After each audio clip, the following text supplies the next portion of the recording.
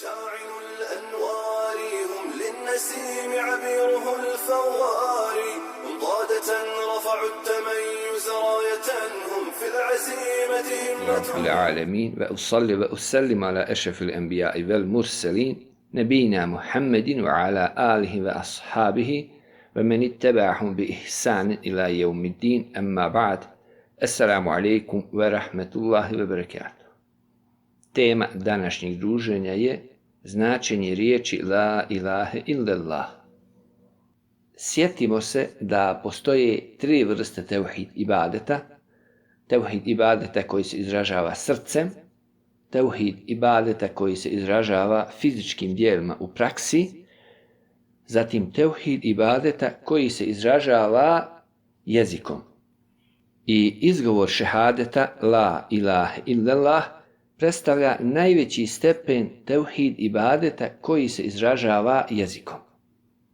I zato je jako bitno da ispravno shvatimo značenje riječi La ilaha illallah, a u prilog tome ide i činjenica da je poslanik alejhiselam 13 godina proveo u Mekki pozivajući samo u riječi La ilaha illallah.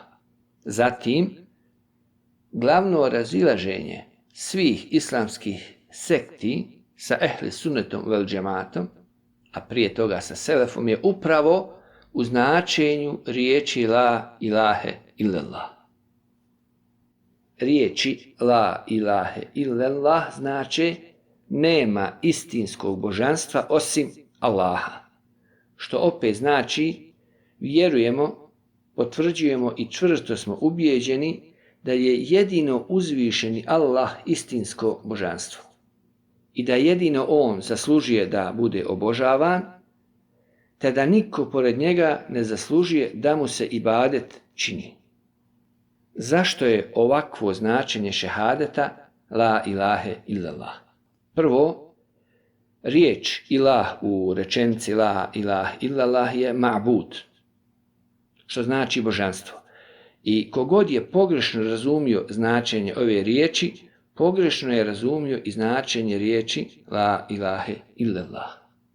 Poznati bosanski alim Hasan Kafi Prušćak u svome komentaru na Tahavijinu poslanicu, to je dijelo iz akide, znači, pojašnjavajući značenje riječi tevhida veli: ovim se kroz negaciju i potvrdu potvrđuje Allahova jednoća i negiraju sva božanstva, jer riječ ilah u arapskom jeziku znači ma'bud, u prijevodu božanstvo, to jest onaj ko se obožava. Drugo, ako riječi La ilaha illallah bukvalno prevedemo, dobit ćemo nema božanstva osim Allaha, odnosno nema Boga osim Allaha. I to bi bila pogrešna konstatacija, jer božanstava, odnosno bogova, ima puno. Zbog toga moramo dodati riječ istinskog.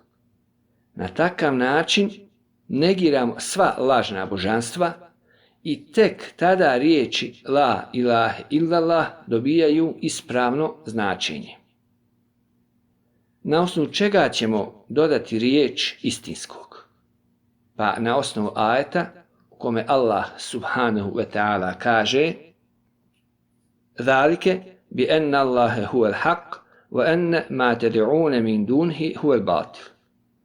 To je zato što Allah kao istinski Bog postoji, a oni kojima oni pored Allaha robuju ne postoje. Dakle, u ajetu je došla potvrda da je Allah istinski Bog. Prema tome, La ilaha illallah znači nema istinskog božanstva osim Allaha. Kao što je to pojasnio i naš bosanski alim Hasan Kafi Prušćak, ove riječi sadrže znači potvrdu i negaciju. To jest potvrda da je samo Allah istinski Bog i da samo On zaslužuje da bude obožavan, i negaciju da niko drugi pored njega to ne zaslužuje. I ove riječi upućuju na to da postoji posebna vrsta tevhida, a to je tevhid ibadeta. Što znači da riječi la ilahe illallah direktno upućuju na postojanje vrste tevhida koja se zove tevhid ibadeta ili tevhid uluhijeta. Zašto sam posebno pojasnio dvije riječi, božanstvo i istinsko? Pa zato što maturidije griješe u prvoj riječi, a sufije griješe u drugoj riječi. I zbog njihovog utjecaja na naš narod, nažalost, većina našeg naroda imaju pogrešno shvatanje riječi la ilahe illallah. U sljedećem druženju, bi iznillahi ta'ala, pojasnit ćemo zašto su pogriješili i jedni i drugi. Molim Allaha subhanahu wa ta'ala da nas uputi i da nas učvrsti na pravi put. Assalamu alaikum wa rahmatullahi wa barakatuh. مشاعل الأنوار هم للنسيم عبيره الفوار هم قادة رفعوا التميز راية هم في العزيمة همة الأنصار.